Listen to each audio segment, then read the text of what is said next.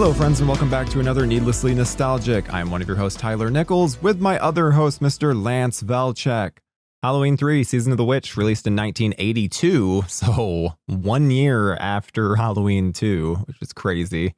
Directed by Tommy Lee Wallace, written by Tommy Lee Wallace and John Carpenter and Nigel Neal. I don't know Nigel Neal.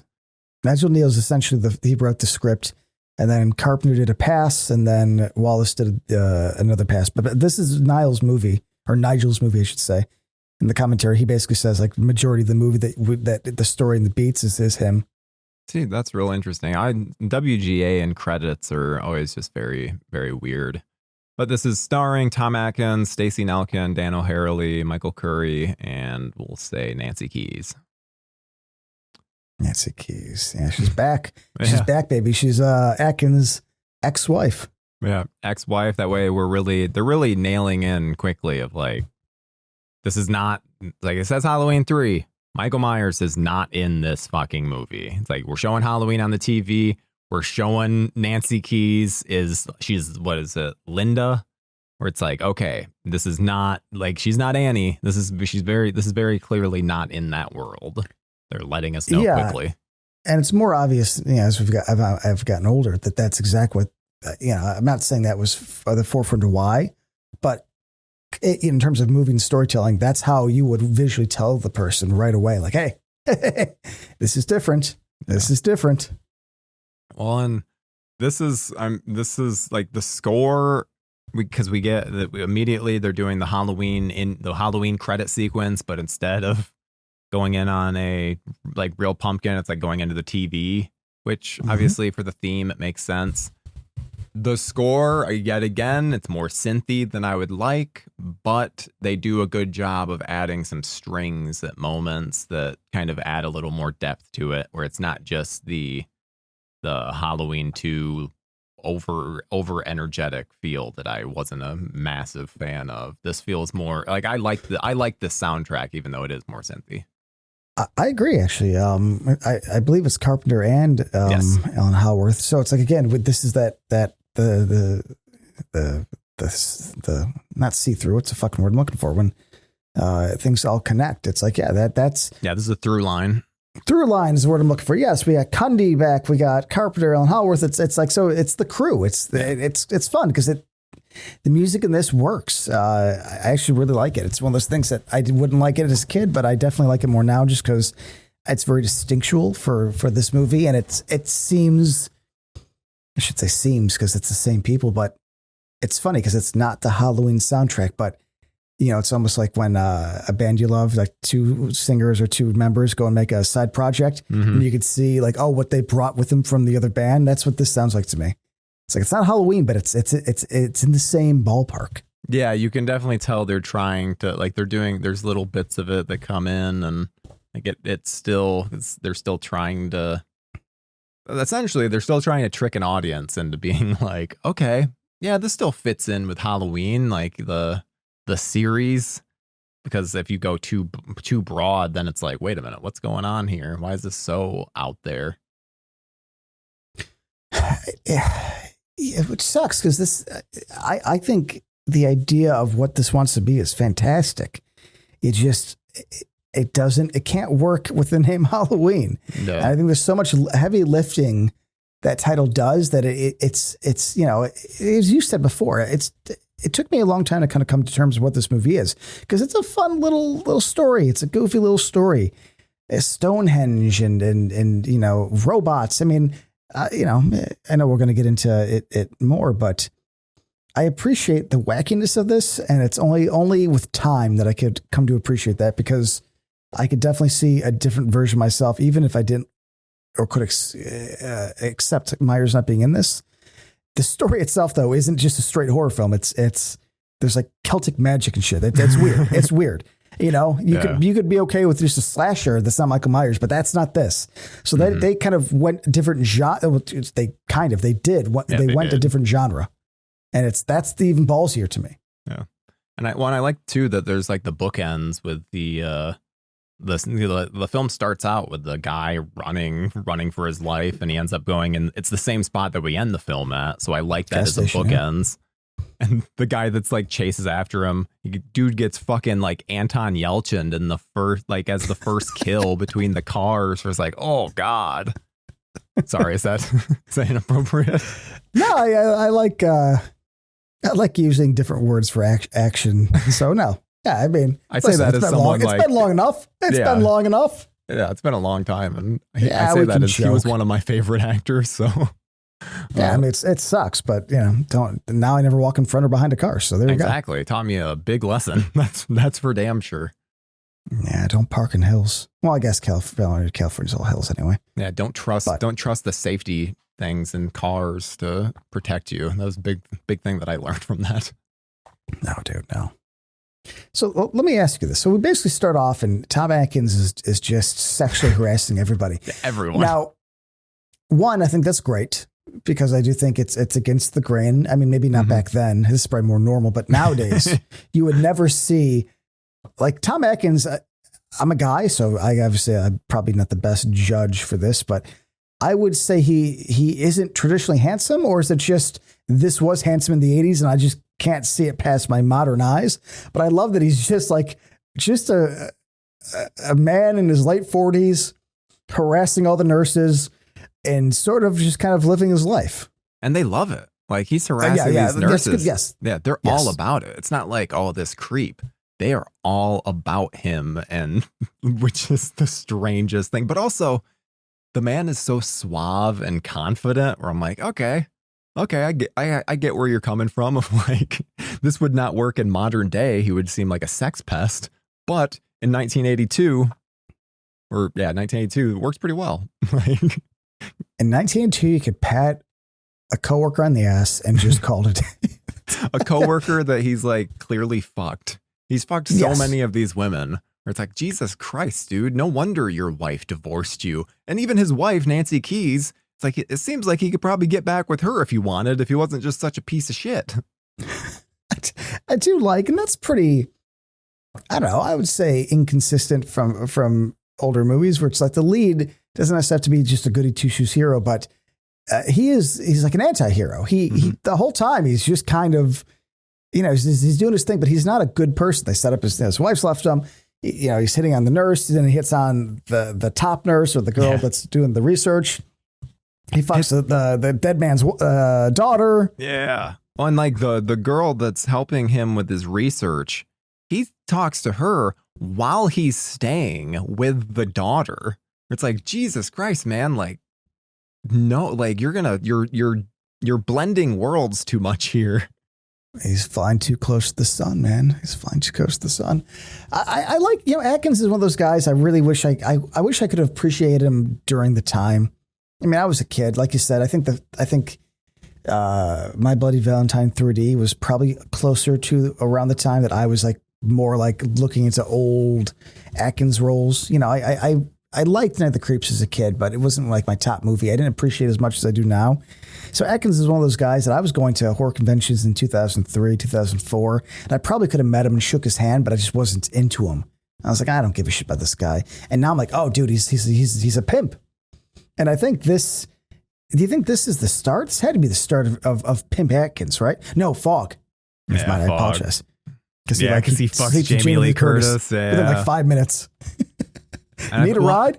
I forgot he's the douchebag father in Creepshow for the wraparound segments. Yes.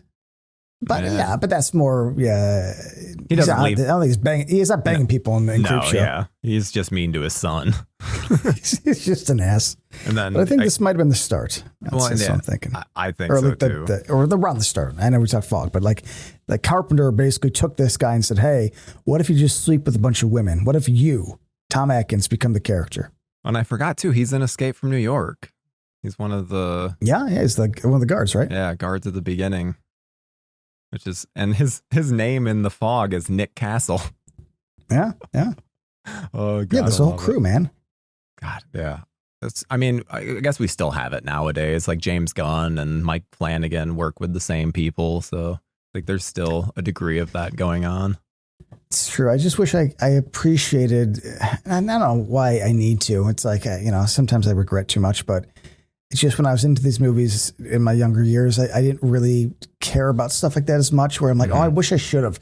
I wish I cared more about Dean Cundey and Alan Howarth and the like basically friends getting together. I just think that's cool, because if you really put these movies together, this Halloween, The Fog, that little run in the beginning of Carpenter's career, it's like, oh, they really do fit together a lot more than I ever gave it credit for. Yeah, I mean, it was really our often special guest, Mr. Andrew Hatfield, that really helped me appreciate Alan Howarth more. It's like it's just never really paid attention of like, oh yeah, he really was involved with all these great Carpenter scores, which I mean, obviously the case here as well, because when we talk about pacing on this movie, the pacing's very slow, and I think that's because Tommy Lee Wallace, going from production designer to director, didn't have quite as much of an understanding. So it's like, it looks great because of Cundey, but that pacing doesn't help out. But then the score kind of can help energize things a bit. Also, let's admit though, I do think the time this came out also is a factor. Like early 80s, I mean, you know, 2 had pacing problems, even though I know you're more okay with it. I just think this is, I think, both that Wallace wasn't, you know, I shouldn't say skilled, but wasn't like obviously a great director at the time. And it being 82, I think those are both going to work against it. Because even the commentary, Wallace is like, yeah, I would have trimmed this, I would have trimmed this. Because now I would edit it differently. And I was like, yeah, I kind of like that. As much as I don't want people to ever touch the movies, and not saying that he would, but I do appreciate him being like, yeah, the pacing's a little laggy. And I think that's, you know, as we're watching, you know, the guy get killed, the old man in the hospital and stuff like that. Like there is things that are happening and there's movement, but this movie is definitely chilling the fuck out. And I think depending on if you can really vibe with it, that's where you're going to stand. Because as you know, depending on the day, I haven't hated this movie in a long time. I'll be honest. I got over that and I do enjoy it, but where I enjoy it depends on if I'm vibing with this or if I'm kind of like, okay, guys, let's move it along a little. Yeah, I mean, this is probably the film that when we're talking about shitty Halloweens, this will be the first transition into the movies I like. It's like I don't put it above any of the ones with Michael in it, but I still like in terms of the good ones. But it's like I still enjoy it enough. There's still bits and pieces, especially the effects. Like that old guy that gets his fucking eyes gouged out. That is his nose broke or whatever. Dude, what a terrible way to die. Just awful. Like and how they shoot it is interesting. I would like a little bit more, but I think they just weren't able to show as much, which is fine. That happens. But it didn't work for me in the way that I wanted it to. Like It did, but it didn't. Like I just wanted a little more from it. Especially because we get some crazy deaths later. Like we get a kid dying. Yeah. The thing about this movie that is strange is that it's filmed, directed, paced, and executed, again, almost aping off of Carpenter, like more of a thriller aspect, more of tension. And then there's just these moments in this one, especially, it's just like of violence, which maybe that was a point, but a part of me thinks they seem like rewrites. And I'm not saying they are, but I'm just saying in terms of tone of this film, they stick out. It's kind of weird to me.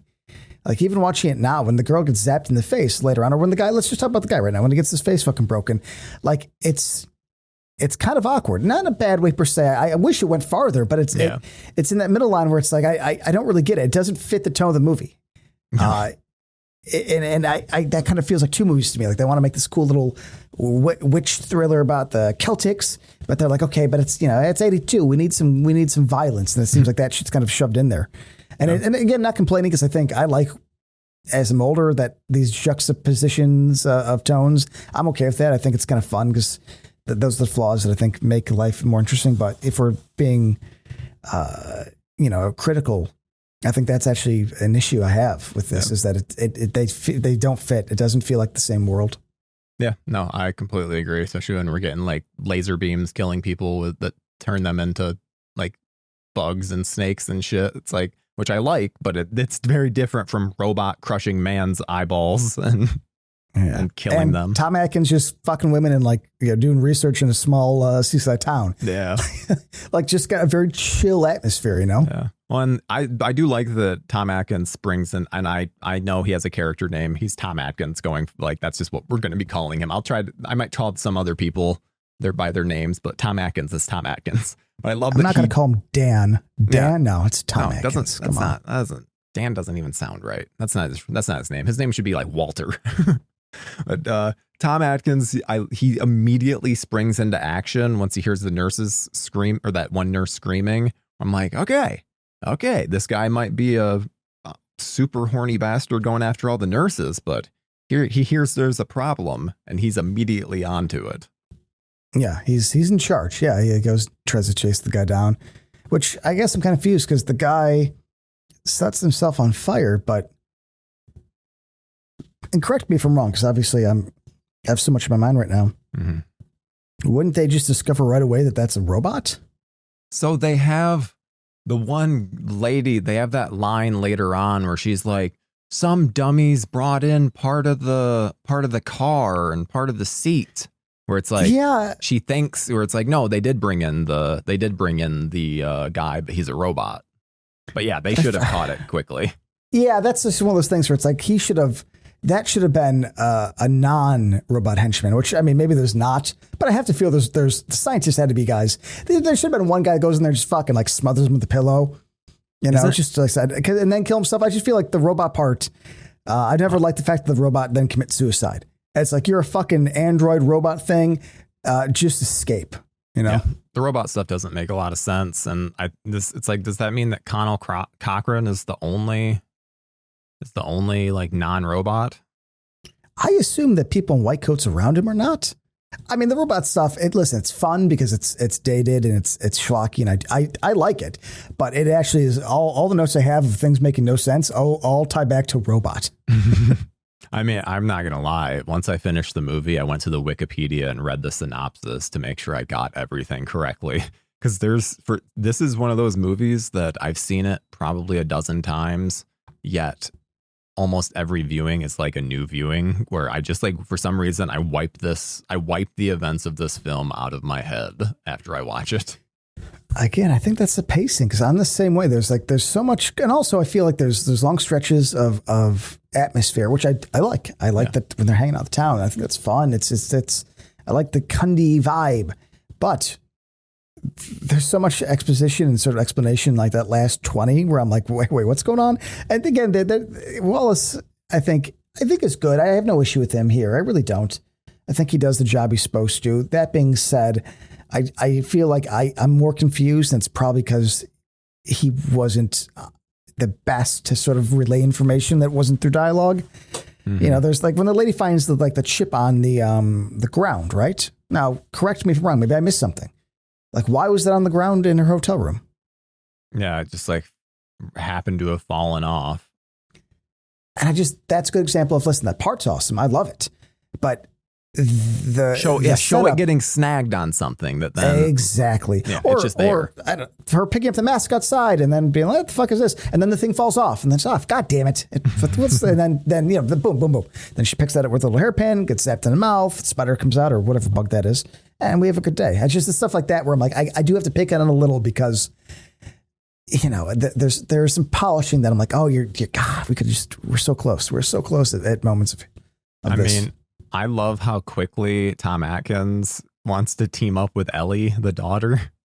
He's like almost immediately just like, oh yeah, is this what we're doing? We're doing this. Let's go.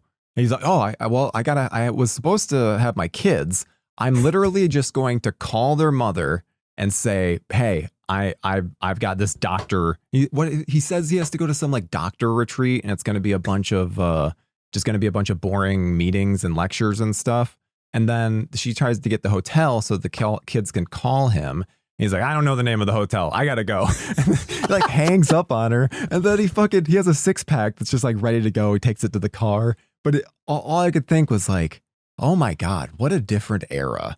Like you used to just be able to be like just gone from people's lives out of nowhere. It's like, yep, I'm gone for the weekend. You have no way of contacting me. I'm out. He was annoyed that she would even ask about the hotel. Like, who the fuck are you? I don't know. It's somewhere. It's like such a alcoholic like, it's such a douchebag move. And it was like, the point of it in the movie wasn't to highlight how much of a shitbag he was. Mm-hmm. It was their way of saying, okay, well, we got to obviously tie up the loose end of the kids and the wife. This is completely normal. This makes sense. Yell at your wife about how it doesn't matter and you don't know the hotel and stop fucking yelling. You know, that's it. I'll see my kids when I see them. It's like, I've got to take care of, guys. Let's move on. Next scene. Oh, it's so good. I mean, I love the whole, like the town. There's when they're going into the town that has like the town sign, and then you can see the Silver Shamrock factory in the background, which doesn't look like it's a matte shot. Looks like it's just, they put that clover on a building and they just had I'm assuming they planted the town shot, like the town sign, like where they needed it for the shot. But it looks great. Like you don't get that kind of thing these days where it would be digital. No, and I like this town. I think they said it was Santa Mira, but I think it's in the movie Santa Mira. In the real life, it's called Lolita, which is a strange fucking name for a town. Oh, yeah, that's very weird. But there is something about this, and I'm assuming it's in Northern California. It kind of has the fog vibe. I was going to say, it looks very much like the fog. And Carpenter was living around this. He was living in the town of the fog at the time.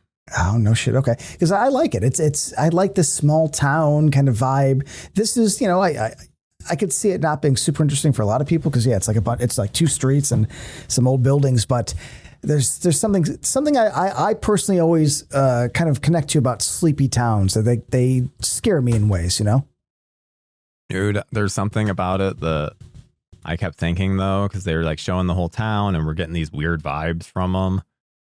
But then we're getting there's this like moment where we get to see it has to be like a grocery store fully stocked. Well, and all I can think is, so you guys are still getting a bunch of food, even though you're a bunch of robots? Is this just like rot and then you cycle stuff out for appearances? That's a good point. Are they all robots? I hadn't even thought about that. I thought there had to be some humans, but yeah, I guess. Based on the reaction of all those town members. Yeah, that's a good point. Yeah. Yeah, because every one of them that they show, it's like every one of them looks and they're like, what the fuck is going on here? They have a suspicious look to them. Because then that's the greatness of it where you're like, oh, what's going on with these people? When you find out, it's like, oh, that's what's going on with these people. They're robots. Yeah, I guess I just assumed there had to be a couple norms, but yeah, I mean, really, that all you're pointing out is the fact that shot only makes sense when you don't know the robots. Yeah, because now they're hinting at they're just like small town folk, and who are these city folk coming in? That's the vibe. It's like who are these strangers? But yeah, when the reveal that the robots, it's like, well, then why is there even a grocery store? Yeah. Yeah, it's like what's the point of this other than just the obvious? You don't want to but then again, if they show that and then there's fruit rotting, then it kind of gives you a hint earlier. You're like, hey, what's going on with this town? Why do they have rotting fruit in the? So I think it's just something that was looked over. Yeah, see, I would have liked the rotting fruit because you wouldn't think robot. Well, maybe you would because there's been robots so far. Yeah, I guess I don't know. Part of me is like, oh, what's going on? We don't know there's robots though. We still don't know there's robots yet. Yeah, even the one dude, we haven't been told yet. Yeah, but the one had superhuman strength. Yeah, okay, it could fair be enough. an alien. Could be aliens. Yeah, that's a good point. No. I have a hard time thinking about this movie without knowing about the robots. Then sure, the rotting fruit. That'd be kind of fun. They'd be like, oh, what's that? Add to the mystery. What's going on? Instead of just like a bunch of robots like taking in inventory. Yeah. Well, and it's fun too that Tom Atkins recognizes like, okay, we look suspicious. We need to seem like we're coming in to like get an order. So it's like but also it's like, is that what he's thinking? Or is he just like, I need to get a motel room with Ellie? That's the first thing he does. He's like, well, and he makes up that excuse. Well, I could sleep in the car. And he's pulled off so well. It's like, I guess I don't have to be in here. I mean, I'd hate to be a bother. But she immediately is like, well, she's down to clown like right away. Yeah. Where it's like, I didn't even catch them having that kind of a interaction with each other. No, she like showers and comes out in a towel. and then into lingerie. And I'm pretty sure he sucks on her nipple too, which I was like, whoa. Atkins goes for the tit like he's a newborn baby. I rewound because I'm like, what the fuck is that? Is that what he's doing? It's like, yep, that's 100% what he's doing. So let's stay here for a second. So this is what surprised me. Like in movies, yeah, you could, especially movies like these, like the movements and touching is always very like safe. Like they touch the breast, but it's like they cusp it in a way that's like very respectful. Like I don't think I've ever seen somebody go and suck on a nipple, because that to me is like, oh yeah, that's actually past the point of acting. That's like, not that obviously two actors could discuss the boundaries, and I don't give a shit. But that to me seems like something that just wouldn't be allowed. Like, hey, no. But when I saw it, I was like, it is, and it's not the first time. It's creatively shot too, and where it's like it's just back of his head over her nipple. But he goes down far enough, so even if he's not, his mouth is on it. Yeah. It's definitely in his face. Where it's just, I mean, I get the vibe that these two had some sexual chemistry. So more power to them. Again, it's like Atkins. I can't. I'm glad that there was a time in life where Atkins and Michael Douglas and people could just be like, not super handsome and just getting it done. You know what I'm saying? I wish that era came back. Yeah, I mean, really, Nicholson was like super balding during most of his career. Dude, exactly. He was a stud, so. Which also, Tom Atkins, like, I think he still has his hair, which the man is like 77. No, dude, I think he's like 90. I swear on my life. He's so old that like I'm preparing for the news, actually. Let's see, 1938, so 87. I mean, that's the end. You lived 87. It's like he dies tomorrow. It's not like I can't believe we lost Atkins. It's like he lived a good life. Once you're in the lived a good life era, I get real nervous. That's like I'm telling you about Carpenter, where I'm like, he's in the good. He's had a good life era. Yeah. There's a lot. I mean, David Lynch wasn't even to that point yet. It's like he still had more years left, and it's like, well, you just never know what's going to happen. Atkins was around at 38. When was Great Depression again? Yeah. That would have been earlier. Great Depression was like teens and 20s, right? But he would have been alive during World War II. Yeah, okay. Then I guess he probably got drafted for Vietnam. Like he's been around for a lot. Yeah, can you imagine being around, like having some memories in the 40s and now living through like TikTok dances? The poor guy wants to fucking hang himself. God, yeah. There's sometimes living a long life is not living a great life. No, you can live too long, and then can you imagine just his whole existence is now changed. It's just, everybody's annoying. Like I'm annoyed now, and I'm not even that old. Can you imagine being 86? I'm like, I hate the youth. Dude, I really like the lady that comes up that is also getting Halloween masks. Her name is Marge Gutman, because I always think it's Marge Gutterman. Because isn't that the name from Pee-wee's Big Adventure? Big Marge? Is her name Gutterman? I don't know. I'm bad at last names. It's Big Marge, right? Yeah, it's I think so. I just know let's see, I'm trying to do quick research. The thing that I found is people being like, I always thought it was Marge Gutterman. It's Marge Gutman. So it might just be one of those Mandela effects. Okay.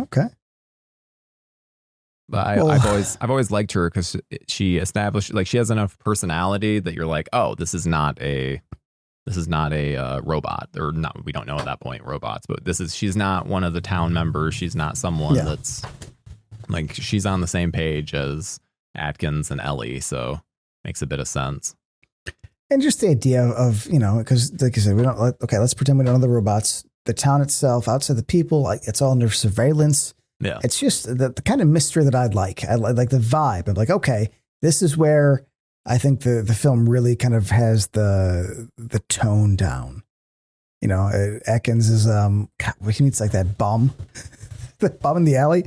Like alley bums don't really exist anymore. You know what I'm saying? No. And that guy just gets his head ripped off. Yes. Well, yeah, but before then, he's having a good time in the alley, drinking his bagged, I don't know, wine or whiskey, whatever it may be. Yeah, whatever it is, he's enjoying life. But then when he sees, it's like he knows when he sees the robots of like, oh shit, I fucked up. which is gorier than I remember it to be. That's a good example of like, it, again, doesn't fit, but I do like it that it it's not super gory nowadays. Like that's actually pretty easy. But I was thinking, okay, in 81, especially thinking how trimmed Friday the 13th Part 7 is, it's like, oh shit, they actually show more than I thought they would. Yeah, and this movie loves its decapitations. There's so many decapitations that it got to the point where I was like, ooh, does someone have a fetish? Someone have a decapitation fetish? That's good. You don't see a lot of decapitations, No, you really don't. It's not a hard thing to pull off. You got to get like a fake head. If the head looks bad, the whole thing's ruined. Yeah. And I think one thing that works for this is many of the decapitations are robots. So you're like, well, I understand. It makes sense to me as to why it has that decapitation. Yeah, it solves the issue of it looking fake. Yeah. Though fucking Tom Atkins does not think of the fact that when he's calling what's her name, like you got to assume it's bugged. Like you have to. You got to assume something's going on. But he doesn't even think about that. He's a doctor. I mean, yeah, but back then people were stupid. It's the whole like you shoot the guy once and you put the gun down. It's like the same attitude where it's like nobody's thinking. I agree. I mean, but I'm I'd survive in this town great. I wouldn't do anything in public or on the phone. I'd be smart. Yeah, because you'd know something was up. Or it's like, I'm just gonna keep to myself. Like it's their business is their business. Because I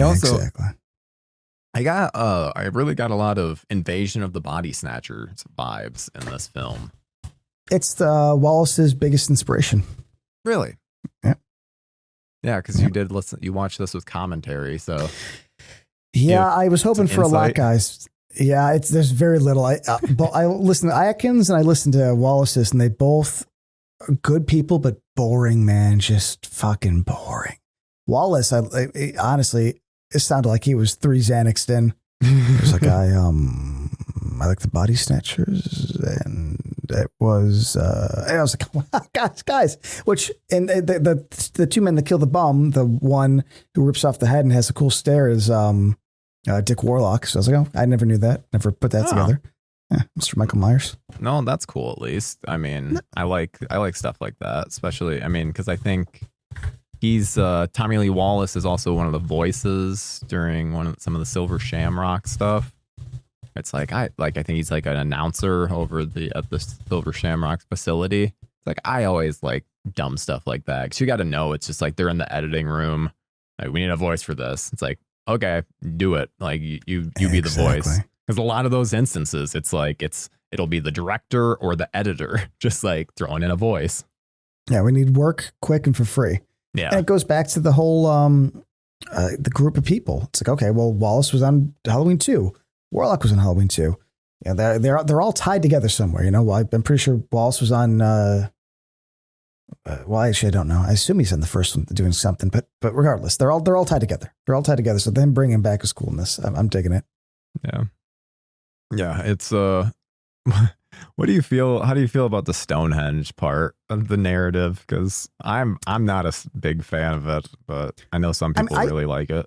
I think it's silly. I don't hate it though, because it's the whole thing. They at least hinted it on the TV. I mean, I'm not into magic usually. I like magic handled a very specific way. So it's not the kind of thing I would write or I'd be normally into. But I will say this though, it is silly. I could even venture to say it's stupid. But I've always had a love for taking magic and trying to explain it, or at least control it through science. It's like the whole thing in Lost where I'm like, okay, I don't mind that. So I do like the idea of like them having computers and shit trying to like affect it. But the whole twist of the movie, or I should say the whole reveal, is that Stonehenge has powers and they're going to use a bit of Stonehenge and all the masks. I think Stonehenge is sentient. Is it thinking? I mean, it's magical. That's what it feels like at the end. It feels like sentient, where it's like punishing Colonel Cochran. But it's also like, it's a piece of it's in every mask, right? So it's like, why, if it's sentient, why is it letting that shit happen? Yeah, I mean, but why, if there's a piece of it in every mask and there's this magic, then why the fuck do we need the microchip? Yeah, they activate it, but at the same time, no, because Stonehenge kills Cochran without being activated. It just zaps him and he has that little goofy, like freezing snowman face. No. Yeah, I mean, listen, I guess now that we've talked through of it, it's stupid. But I don't know. There is a charm to this movie being so left field from what came before that I think I'm far more open to it. Yeah. But the whole Irish Samhain thing is, it's, I mean, there's no witches. It's funny. In the commentary, they say Cochran is a warlock and he's lived thousands of years. And I was like, maybe I missed the dialogue of that, but where the fuck is that put in the movie? Because, yeah, he's a warlock. See, that's why the joke is always, it should be Season of the Warlock. Okay, but I mean, outside of just them saying that, like the movie doesn't. We don't need that. No, I guess that's what I'm trying to say. It's like, what? I don't give it. Like, then he needs to be the power. Yeah. You know what I'm saying? Or it kind of seems like he's just doing the magic, the ancient magic. I don't like. Well, I should say I do like it because it's just not done well. I like warlocks. I like when Julian Sands is a warlock. This guy's not a warlock. So like them saying that, it's like I don't feel that or get that in any way from this. You're just throwing the name out there. Yeah. It's like they had I mean there's such a big disconnect from even the name of the movie and like what the movie is about. What makes this Season of the Witch? I don't know. It's a fun movie about robots and Stonehenge and masks.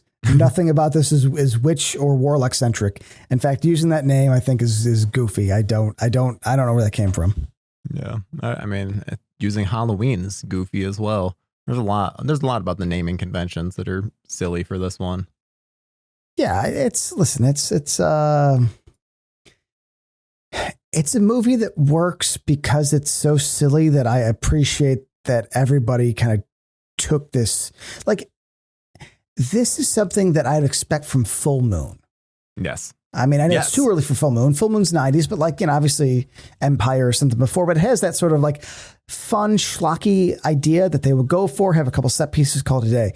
But the fact is we have Cundy, we have Carpenter and what's his face doing the score. It's directed and shot with maturity. So there's a weird, like you would say, disconnect between the tone of the movie and the tone of the story. Yeah, I think you nailed it with that. It's like, yeah, it doesn't feel like, nothing about this feels like it's, I don't know, a professional studio film other than the like technical side of just the people who are working on it. The story itself feels Full Moon, which I've grown an appreciation for Full Moon. I don't mean that as an insult, but I mean that in like insane stuff that then they would do on a budget. But then they have a budget. Full Moon is the kind of company that like pitched ideas to themselves. Like they'd have a sentence and they would make a movie of a sentence. And it's the kind of movies that I would love to make, which is like, okay, we got a factory. Fuck. Okay, how about this? Yeah, and then we'll think of fun situations to do there, and we tie it together. So it's like it's never the perfect screenplay because it is clearly like, okay, how do we get to A to B? What's a fun idea? And I think that's a level of movie I will always love. And this movie feels like that, but it's shot by D. Cundy, so it looks fucking professional and gorgeous. Where it's like it's weird. It's like robots, Celtic energy. There's I guess a warlock, and it's all on Halloween, but it's best in the culture of Halloween, but we don't figure that out until like the last 5 minutes. And it's called Season of the Witch. And there is not a witch that I'm aware of. No, not that in Season of the Warlock, man. Let's it also doesn't make a whole lot of sense because I like the introduction of the family that's coming in because it's like this is the top seller. But then that adds in more questions of why are you killing off your top seller? Like, especially as it seems like you're just doing it to show Tom Atkins, like what your plan is. 100%. Why the top seller then? Why not Tom Atkins? Why not kill the girl that Tom Atkins? Like, yeah, it doesn't, listen, Does it make sense? No. Is it a great scene? Absolutely. But yeah, you're killing all. I mean, I guess the only thing I'd say to you is that I guess because by tonight the whole world's over anyway, so it doesn't matter. Yeah. Yeah. But still, fucking I don't know, what's the guy's name? Bob? I don't know. He looks like a Bob. It's like you could have just put Bob out of his misery real quick. He was helping you out. He was making his year to dates. You know, does that guy really deserve that kind of death? Just fucking put a bolt in the back of his head. Yeah, you're gonna give him that level of like a kill, and his name's actually Buddy, which that's awesome. Sense. Yeah. Hey Bob. Hey buddy. Yeah, that fits pretty well. But yeah, I mean, it gives us. I think it's probably the best scene in the movie of the kid getting killed, the mom getting killed, then the dad. I think doesn't the dad get bit by the snake? Yeah, like the bugs kill the rest, which, you know, I mean, that's another really interesting idea. I don't understand it. No. I've read about it, and it's like, well, somehow the magic from the Stonehenge creates I don't know. It does make any sense, but it's visually, it's really cool. And the mask melting. I mean, that's an iconic scene for a reason. I mean, I'm pretty sure the back of the cover was that scene where it's the back of the shot from the back, the mask and the kids grabbing it. There's a certain look to that. I think that's fun, man.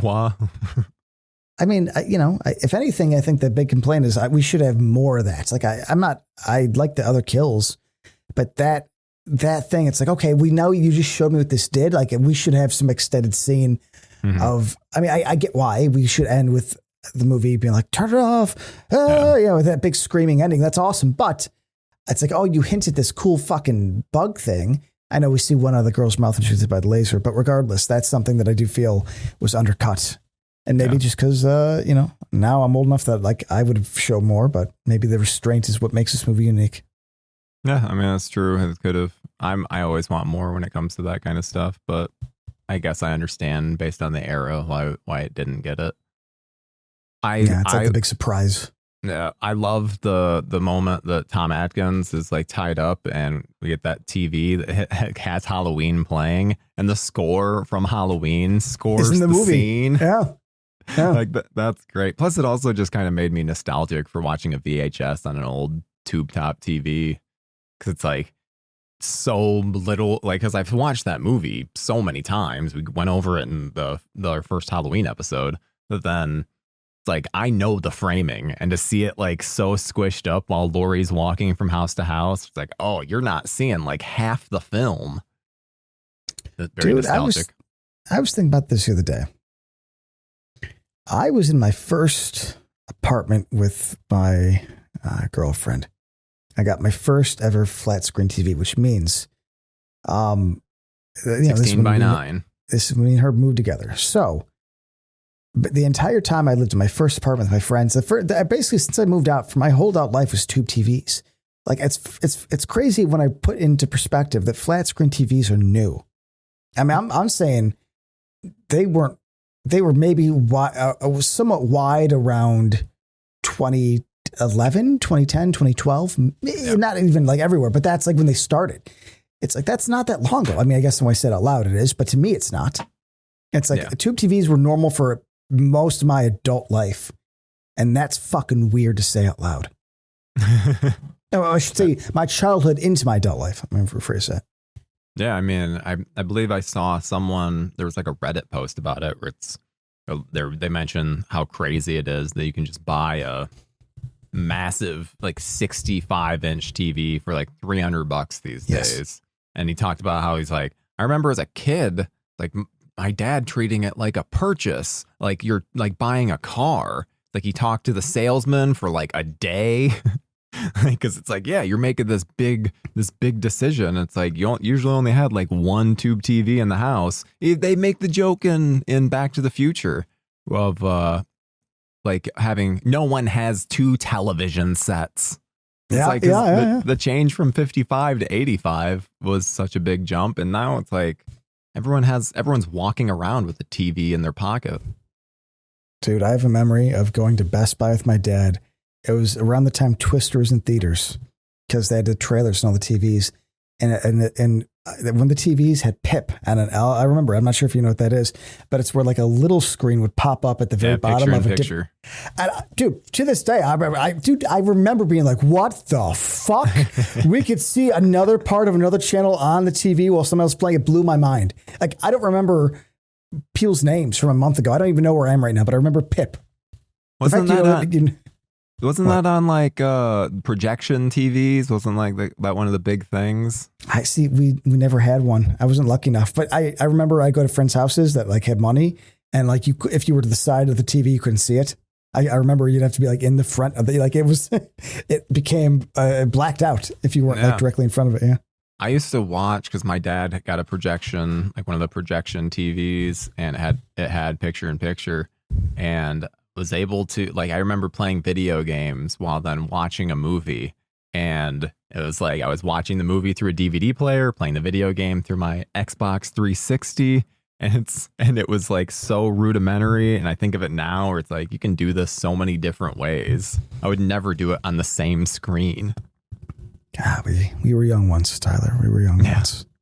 Yeah, big difference between. I mean, there's a lot of changes, and I think it's crazy. Like, despite obviously this is the third entry, but like this feels the most dated of the Halloweens that we've covered so far. That's because technology is in such the forefront of the story. Like all the TVs in this crazy little experimental station, they're all like 300-pound, like 12-inch TVs. You know, the computers are all those like little yellow lights with no discerning markers. It's it's cute, but it sticks out. It sticks out. Well, and also, I guess the other ones, they don't have the level of effects that this one has in any way. No, it's just a guy going around killing people. Like I said, the technology is the point in this. And once technology is a focal point, you're kind of screwed. Because what's the one thing that changes and grows at an exponential rate? Technology. Yep, completely agree. And I do feel like the whole escape has the movie unravel a bit. Like I maybe I just don't understand. He just like pours crap on them and they all die. Like all the scientists die. I don't get it. He drops a bunch of the chips. Yeah, I mean the fact that they don't kill him. I mean, I know that's movies in general, but this is one of those movies where it's like, that you have like you're at the eve of what you're trying to do. This man should not be walking. Like you killed the old man in the hospital. You should kill Atkins. And now he just dumps a bunch of shit, and then it I don't know. It draws a circle. I don't know what's going on in this movie. I like it. I enjoy it. I have a great time. But this is exactly the kind of thing where I'm like, it's again full moon. What if we dump a bunch of chips and they just kind of create lasers? It's like sure. It's like, but why? The girl had to pick it with a hairpin before. Now we could just drop it. Seems like these lasers would be going off a lot earlier than you're anticipated in this big sacrificial ceremony. If I could drop it. Yep. But I'm picking on it. No. Last night I was even just like, I don't understand what's happening with this.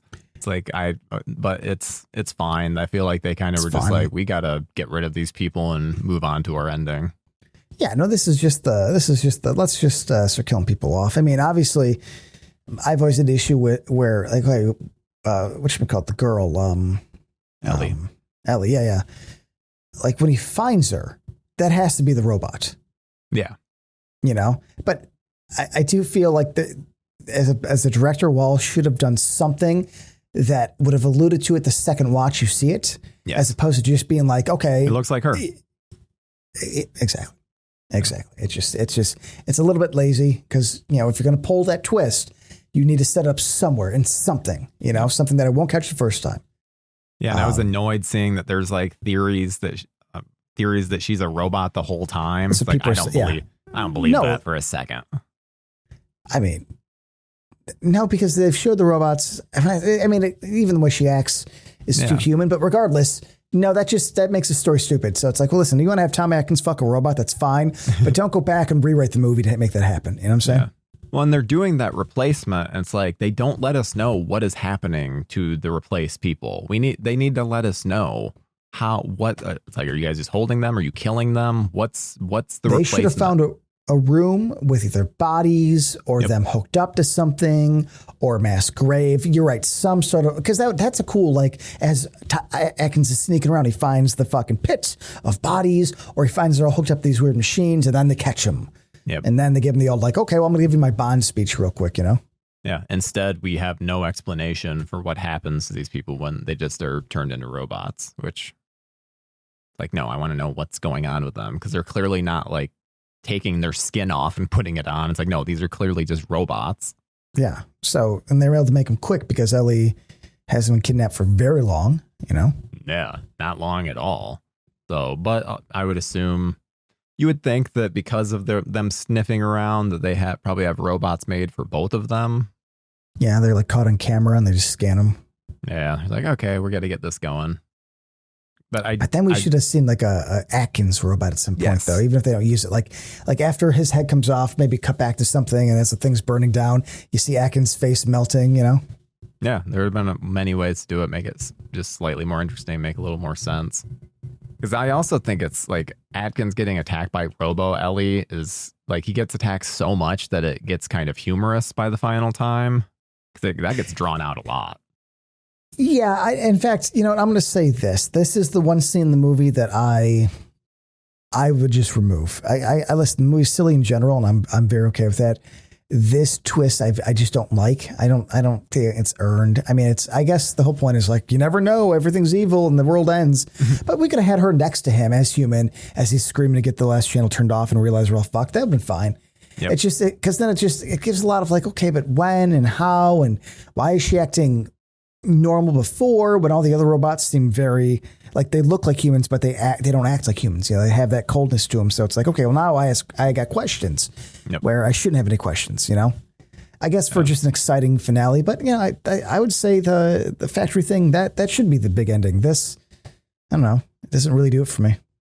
Well, and the score gets very dark and foreboding during this stuff. And I think it's the one thing that works for it before Atkins gets to the gas station, because the gas station, I mean, that's just a great ending. But there's that stuff before where I'm just like, doesn't work for me, but the score works. Yeah, no, the score is fantastic.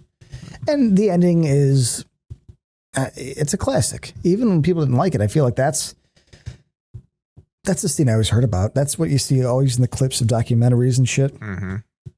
You know, Atkins like flipping out, and that's a cool idea. Yeah. I like the idea, and I think the execution's good. I mean, they don't show it, which I think is fine. Yeah, that essentially all the kids are going to die. Like every kid. I mean, not every kid. I guess there's going to be some cool punk rock kids that are like against the grain that'll live, but you know, a good chunk are going to go. I always get so annoyed by the kid at the end that just keeps turning the fucking channels. It's like, here's our Darwin Award winner. Like, why do you want to see this fucking song so much? Which, I guess we haven't even talked about the song. No, I guess we have not. Well, I'll start. I don't hate it, but I've never found it catchy. I mean, London Bridges is not my core of aggression, so I listen. This is one of those, I could take it or leave it. I don't really give a shit. I don't have any fun little. I wouldn't get a tattoo. I wouldn't be like, oh, it's so catchy and fun. It kind of annoys me, but I also think maybe that's the point. I don't know. Yeah, that's never, I mean, I don't mind it, but it gets overplayed a lot in the film. It gets to the point where by the end you're just like, please stop, no more. Yeah, I don't know. I've come to realize I think a lot of people like it or find it charming and cute. I'm not one of those people. I like it in bursts. If I don't have to hear it a lot, then I'm fine with it. But I feel like it, yeah, and like in the film, it just gets overplayed. But I guess I understand its purpose. Yeah. Let's see. What's your favorite kill of the film? I mean, well, you know what? I think the best kill is probably the classic kid in the mask. Runner up, though, I will give credit to the laser, because I think at least the aftermath is really cool looking and definitely meaner and gorier than this film leads on to be. You know, it almost doesn't fit, but I do like it. I think that's. You mean like Marge really Gutman? Cool. Yeah, with the mouth peeled open, little bug. Yeah. I forgot about that. I didn't remember it being all peeled open like that. It looks great. It's gross. Yeah. It's meaner than the movie would be normally, you know? So I'd say runner up that just because that's cool. But I can't deny that the big kid kill is there's a reason why that's the thing people reference for the movie. So yeah, and ballsy. And at one point, the kid's he wants a different mask, but like Cochrane's like, no, those aren't finished yet because it doesn't have the microchip. Like, take this mask. Like, oh, you evil bastard. Okay, what about you? I think the kid is kid's the best though. I do like if they had gone further with it, I would really like the eye gouging. That the concept of that I find very disturbing. Like that's a death that I would not want in any way. Even the homeless guy, it's like, you want to pop my head off? That's a quick one. Yeah, very quick. I get you. The guy with the eye thing that had to be like, he didn't die right away. No, they show his arm twitching. Yeah, his arm. Yeah, his heartbeat was going for a little longer than we'd like to talk about. Yeah, that's not a kind of death I would want to live through, which kind of is one of my things that I like for a impactful kill, favorite kill. What would you rate this? I would say 3. I would say altogether 3. It's a fun little flick. It has its flaws, but it's unique enough. Atkins I've come to really love as I've aged, and anything strange is always kind of more my vibe. So I'm going to say a solid 3 out of 4. Yeah, I think I would go. We're going to be swapped from our 2 and 3. 2. Yeah, I would go 2.5. Like, still like it, but it's just not a film that I put on a lot, especially because there's some people that really, really love this movie, and I don't see that level of, I don't have that level of appreciation for it. I think Tom Atkins is great in it. He's such a sex pest, but like there's the ending is just such a mess, and I don't think they fully take advantage. They don't take advantage of the title in any way. So no. And every aspect of that title, every word we could break down and be like, well, that's not the movie. Yeah. That's not the movie. Yeah. And then the fact that it's essentially, even though it's within the Halloween series, Halloween is its own movie. Like, that's weird. Yeah. Halloween's the worst title they could have done because it does nothing. Season of the Witch is a bad title. Even if I used to say, call it Season of the Witch would have done better. It's like, yeah, except for this lack of witches. Maybe it's something with the Irish, put some sort of Irish title, like, the Celtic curse or some shit. I don't know. Yeah. There's a better way to have, there's a better way to have done it. And I don't think they fully pull it off. But like I said in the beginning, this is a movie that I go kind of all over the place. Depends on my mood. And this is in the midst of a Halloween franchise chat. What I want from Halloween is Michael Myers, and not getting Michael Myers here. So that's automatically just brings it down a bit. But, well, I think we've pretty much covered it. So this is it for Season of the Witch. Thank you guys so much for listening. You can make sure to subscribe to our Patreon. We have 2 bonus episodes a month, commentary, and then a monthly roundup where we go over some of the films that we've seen recently. And then we have a merch store. It's at needlesslynostalgic.threadless.com. We have a lot of awesome designs on there. Hopefully we'll have something that pops up during this Halloween series that we feel like needs to be a t-shirt. Or you guys can always make sure to comment and let us know something that you think should be a Needlessly Nostalgic t-shirt, because chances are we'll agree with you. But yeah, thank you guys so much for listening, and we will see you guys next week for Halloween 4, The Return of Michael Myers. Goodbye.